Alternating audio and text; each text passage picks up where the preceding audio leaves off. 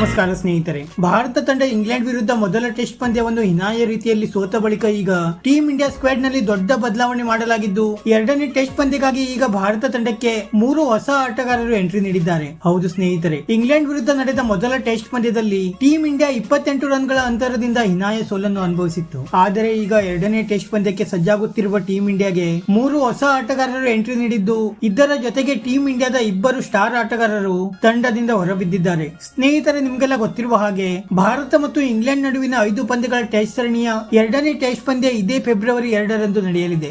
ಆದರೆ ಈಗ ಎರಡನೇ ಟೆಸ್ಟ್ ಪಂದ್ಯಕ್ಕಾಗಿ ಟೀಮ್ ಇಂಡಿಯಾದ ಸ್ಕ್ವಾಡ್ ನಲ್ಲಿ ದೊಡ್ಡ ಬದಲಾವಣೆ ಮಾಡಲಾಗಿದ್ದು, ಕೆಎಲ್ ರಾಹುಲ್ ಮತ್ತೆ ರವೀಂದ್ರ ಜಡೇಜಾ ಅವರು ಇಂಜುರಿ ಸಮಸ್ಯೆಯಿಂದ ಟೆಸ್ಟ್ ತಂಡದಿಂದ ಹೊರಬಿದ್ದಿದ್ದಾರೆ ಎಂದು ಬಿಸಿಸಿಐನ ಮೂಲಗಳು ಮಾಹಿತಿ ನೀಡಿವೆ. ಮೊದಲ ಟೆಸ್ಟ್ ಪಂದ್ಯದಲ್ಲಿ ಈ ಇಬ್ಬರು ಕೂಡ ಗಾಯದ ಸಮಸ್ಯೆಗೆ ತುತ್ತಾಗಿದ್ದರು ಎಂದು ಬಿಸಿಸಿಐ ಮಾಹಿತಿ ನೀಡಿದ್ದು, ಇದರ ಜೊತೆಗೆ ಟೀಮ್ ಇಂಡಿಯಾ ಸ್ಕ್ವಾಡ್ ನಲ್ಲಿ ಸರ್ಫರಾಜ್ ಖಾನ್, ವಾಷಿಂಗ್ಟನ್ ಸುಂದರ್ ಮತ್ತೆ ಸೌರಭ್ ಕುಮಾರ್ ಈ 3 ಆಟಗಾರರು ಹೊಸದಾಗಿ ಎಂಟ್ರಿ ನೀಡಿದ್ದಾರೆ. ಸದ್ಯ ಬಿಸಿಸಿಐ ಪ್ರಕಟಿಸಿರುವ ಹೊಸ ಟೆಸ್ಟ್ ಸ್ಕ್ವಾಡ್ ನತ್ತ ನೋಡುವುದಾದರೆ, ನಾಯಕನಾಗಿ ಇನ್ನೊಮ್ಮೆ ರೋಹಿತ್ ಶರ್ಮಾ ಅವರೇ ಮುಂದುವರಿಯಲಿದ್ದಾರೆ. ನಂತರ ಶುಭ್ಮನ್ ಗಿಲ್, ಯಶಸ್ವಿ ಜೈಸ್ವಾಲ್, ಶ್ರೇಯಸ್ ಅಯ್ಯರ್, ಕೆಎಸ್ ಭರತ್, ಧ್ರುವ್ ಜುರೇಲ್, ರವಿಚಂದ್ರನ್ ಅಶ್ವಿನ್, ಅಕ್ಷರ್ ಪಟೇಲ್, ಕುಲ್ದೀಪ್ ಯಾದವ್, ಮೊಹಮ್ಮದ್ ಸಿರಾಜ್, ಮುಕೇಶ್ ಕುಮಾರ್, ಜಸ್ಪ್ರೀತ್ ಬುಮ್ರಾ, ಅವೇಶ್ ಖಾನ್, ರಜತ್ ಪಟಿದಾರ್, ಸರ್ಫರಾಜ್ ಖಾನ್, ವಾಷಿಂಗ್ಟನ್ ಸುಂದರ್ ಮತ್ತೆ ಸೌರವ್ ಕುಮಾರ್ ಅವರಿಗೆ ಅವಕಾಶ ನೀಡಲಾಗಿದೆ. ಸರ್ಫರಾಜ್ ಖಾನ್ ಅವರು ಕಳೆದ ಹಲವು ತಿಂಗಳುಗಳಿಂದ ಫಸ್ಟ್ ಕ್ಲಾಸ್ ಕ್ರಿಕೆಟ್ ನಲ್ಲಿ ತುಂಬಾ ಒಳ್ಳೆಯ ಪ್ರದರ್ಶನ ನೀಡುತ್ತಿದ್ದರು. ಸರ್ಫರಾಜ್ ಖಾನ್ ಅವರನ್ನು ಪದೇ ಪದೇ ನಿರ್ಲಕ್ಷ್ಯ ಮಾಡುತ್ತಿದ್ದಕ್ಕೆ ಬಿಸಿಸಿಐ ವಿರುದ್ಧವೂ ಕೂಡ ಸಾಕಷ್ಟು ಟೀಕೆಗಳು ಕೇಳಿಬರುತ್ತಿದ್ದವು.